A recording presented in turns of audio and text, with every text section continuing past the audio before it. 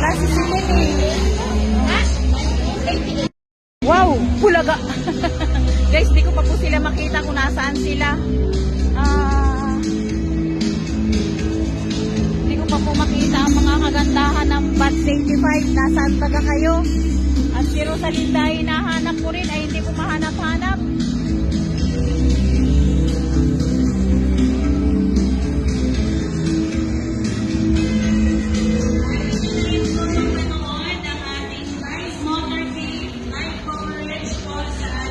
Guys, ito po yung Marinduque National High School.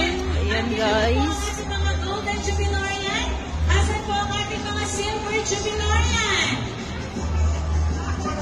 Alright, so dito na po tayo sa ating court at magpahinga in just a while because we will give way with our second part of our program. Yan po ang ating palatuntunan. Sila po yung una kong nakita. Ayan.